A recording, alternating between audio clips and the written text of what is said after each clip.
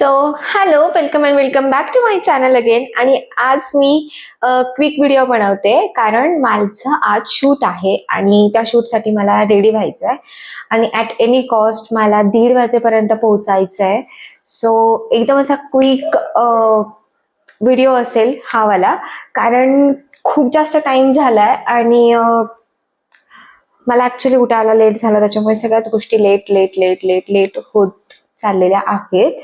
So yes, first thing is primer. When you do the makeup, जेव्हा तुम्ही makeup करता तेव्हा प्रायमर हे खूप जास्त इम्पॉर्टंट आहे. इथे मी लोटसचं aloe vera gel as an primer use करते, कॉज कोणत्याही प्रायमरपेक्षा आय थिंक हे चांगलं आहे की बाबा त्याचे तुम्हाला साईड इफेक्ट्स होत नाहीत आणि कोणताही मेकअप हा छान फिक्स होतो आणि मेकअप केल्यानंतर तो तुमच्या स्किनवर इफेक्ट करत नाही. सो जस्ट हे ब्लेंड करून घ्यायचं आहे. हे लोटसचं आहे आणि इफ इन केस तुम्हाला याची लिंक हवी असेल तर मी डिस्क्रिप्शनमध्ये ठेवते और टाकते.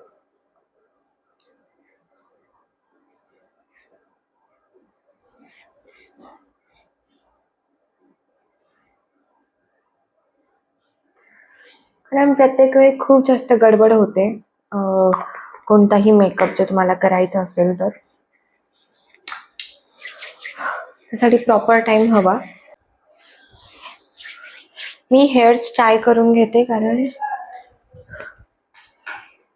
मेकअप करताना ते मध्ये मध्ये येते. सो केला कारण मी पटपट पटपट मेकअप करून घेते आणि मग त्यानंतर बघूया. म्हणजे मेकअप पण असं खूप जास्त ओव्हर नाही करायचं आहे, कॉज मेकअप करायला मला तसं नाही आवडत खरं तर, पण जेव्हा जेव्हा शूट्स वगैरे असतात तेव्हा करावा लागतो आणि खूप जास्त मिनिमम मेकअप ठेवत असते माझा कोणताही.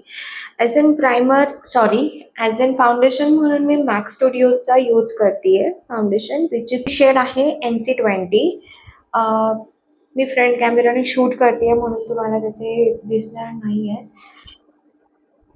आणि असं असतं ना की जेव्हा तुम्ही एखादी गोष्ट करता, लाईक समजा आता मी स्किन केअरवरती काही व्हिडिओज बनवते किंवा डेली रुटीन असेल किंवा मेकअपचे काही व्हिडिओज वगैरे असतील, तर तेव्हा मेकअप करणं होतं, स्किन केअर पण प्रॉपर फॉलो होतं.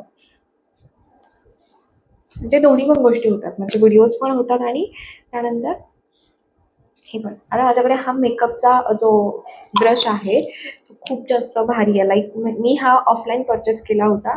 मेकअप युजली असाच असतो आणि तर हा मी MM चा कन्सिलर घेतलाय आणि याच्यामध्ये 15 कलरचे शेड्स आहेत. 15 कलर व्हाईटनिंग हायड्रेटिंग कन्सिलर आणि हे M&Mचं आहे, makeup and Morcha. Okay, so मला काही डार्क सर्कल्स आहेत ड्यू टू स्क्रीनिंग. मी जास्त स्क्रीन यूज करते असते माझे. ओके, आणि त्यामध्ये मी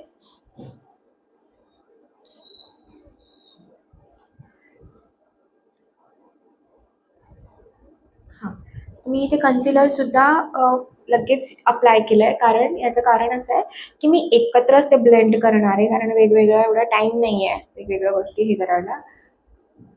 आणि जिथे जिथे मला वाटतात की जिथे माझे डार्क स्पॉट्स आहेत, सो आणि हे मी असं व्यवस्थित पुन्हा लास्ट आणि एकत्रच मी त्याला ब्लेंड करेल, कारण मला खूप जास्त लेट झालाय आणि मला व्हिडिओ पण बनवायचा आहे. सो येस, मी त्याला एकत्रच ब्लेंड करेल.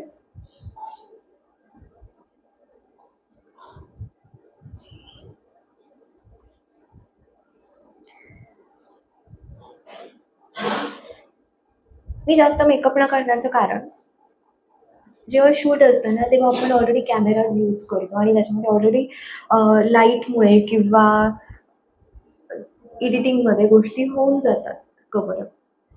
सो जास्त हेवी मेकअप करण्याची गरज नाही आहे. मी कन्सिलर पण फक्त याचसाठी यूज करते कारण माझे डार्क स्पॉट्स खूप आहेत आणि ते याच्यामध्ये पण कव्हर होत नाहीत. माय गॉड.